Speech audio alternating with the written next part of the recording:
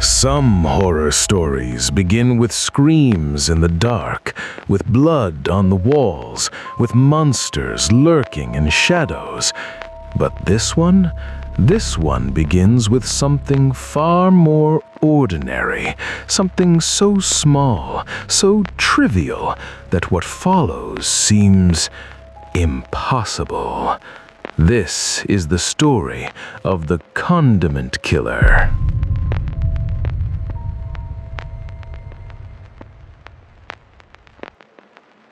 In the city of Millbrook Heights, there stood a neighborhood restaurant called the Golden Lotus. You know the type.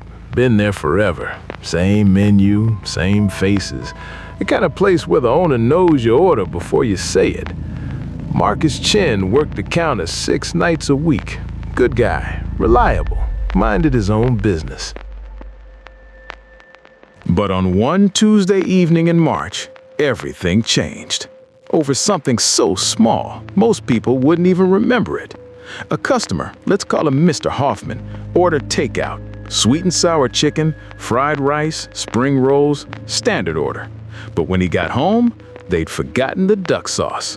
2 little plastic packets, worth maybe 50 cents. Most people would shrug it off, maybe mention it next time, get a free egg roll out of it. Mr. Hoffman was not most people. He returned to the Golden Lotus at 10:47 p.m., just as Marcus was closing up. The conversation started reasonably enough. "You forgot my sauce." Marcus apologized, offered replacements, even offered a full refund. But something in Hoffman's eyes went dark. "Do you know how disrespectful this is? I've been coming here for years, and you can't even get a simple order right?" Marcus apologized again and again, but Hoffman just stared at him. That hollow, unblinking stare that made Marcus's skin crawl. And then he said it. "You're going to regret this."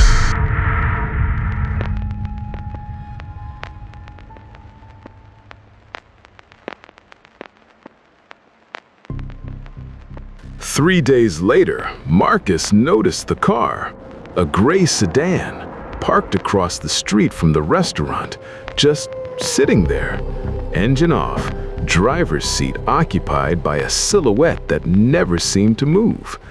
At first, he thought nothing of it. Someone waiting for their spouse, maybe. Then, he saw it again the next night, and the night after that, and the night after that. Always the same spot. Always between 9 and 11 p.m. Always watching. Marcus mentioned it to his manager, David. David laughed it off. "You're being paranoid, man. Probably nothing." But Marcus couldn't shake the feeling. Especially when he started seeing that same gray sedan in other places. Outside his apartment building at 6 a.m. Parked near the grocery store where he shopped. Once, impossibly, on a street he'd taken spontaneously, a route he never normally drove. The sedan was always empty when he got close enough to check. Then came the notes. The first one was tucked under his windshield wiper. "You should be more careful." The second appeared in his mailbox. His locked mailbox. The one that required a key. "I know where you live. I know your routine." The third was slipped under his apartment door while he slept. Everyone makes mistakes, but some mistakes have consequences.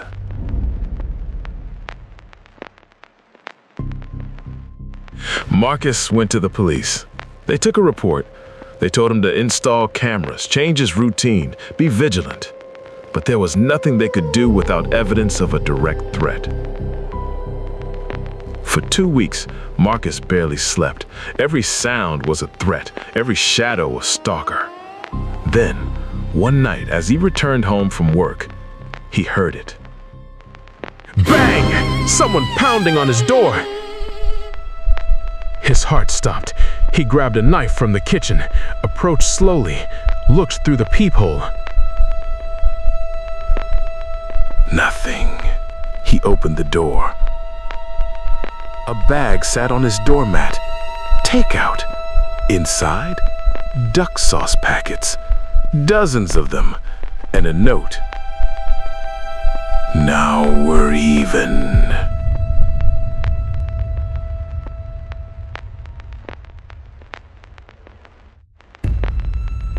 For 2 weeks, nothing happened. Marcus started to relax. Maybe it was over. Then, his car was keyed. Deep gouges spelling out one word. Remember. His apartment lock was superglued shut. Someone called the restaurant 37 times in one night, hanging up every single time. Marcus stopped sleeping.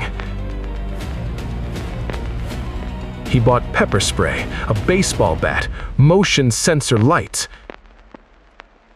He varied his route home. He looked over his shoulder constantly.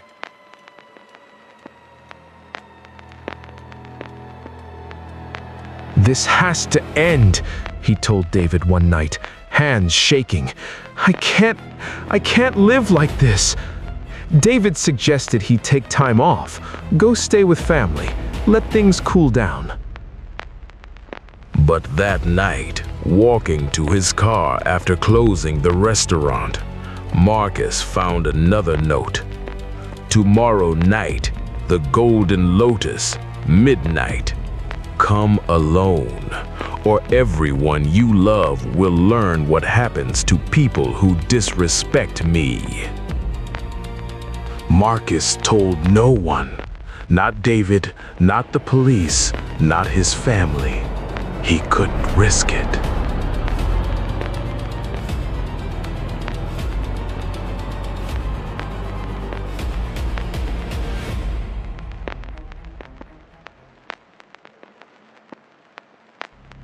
The next night, Marcus sent David home early. I'll close up, get some rest. At 11:45 p.m., Marcus locked the front door. The dining room went dark, except for the red glow of the exit signs. Baseball bat gripped in his sweating palms. And waited. 11:50 p.m. Nothing. 11:55 p.m. A shadow moved past the front window. 11:58 p.m. Complete silence. Crash! The back door exploded inward. A figure stood in the doorway, backlit by the alley light, face hidden in shadow. The figure stepped forward into the dim light, and Marcus's blood turned to ice. Hello, Marcus. Surprised? David? What? I don't understand. You really don't remember me, do you? I came here 15 years ago. I was just a teenager.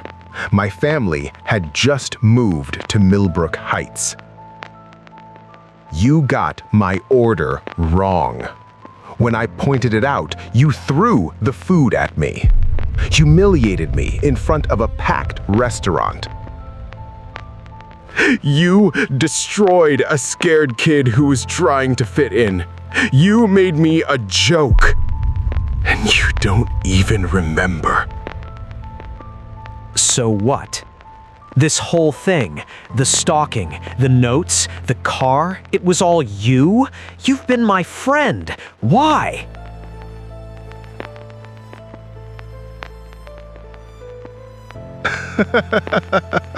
Friend? I needed you to feel it. The fear. The helplessness. The way your whole world becomes about one person's cruelty. I needed you to understand.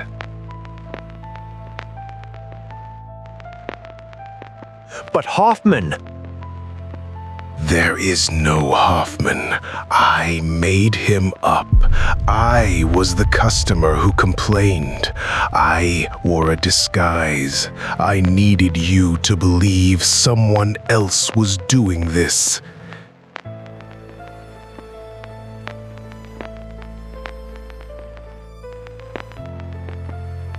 "15 years, Marcus. 15 years I've carried this. 15 years I've planned." So what now? You going to kill me? Kill you? No. Death is too easy. Too quick. I'm going to do exactly what you did to me. I'm going to take a photograph. Every time you see me at the store, on the street, in this restaurant, you'll remember this moment. You'll remember that I could come back anytime. The flash blinded Marcus for a moment. When his vision cleared, David was gone. The back door swung in the night breeze. Marcus stood alone in the empty restaurant, staring at his reflection in the dark windows, a terrified stranger he barely recognized. Marcus quit the next day. He moved to a different city, changed his phone number, started over. But 3 months later, a photo arrived in the mail at his new address. The photo David had taken. On the back, in neat handwriting, "See you soon, old friend. Some things are worth savoring slowly." Marcus looked out his apartment window, down at the street below. A gray sedan was parked across the street. And somewhere in Millbrook Heights, in the dark back room of the Golden Lotus, David Wu smiled as he added a new photograph to his wall, right next to the old one he'd carried for 15 years. A collection that was far from complete, because some people never forget, and some debts can never be repaid. Only continued.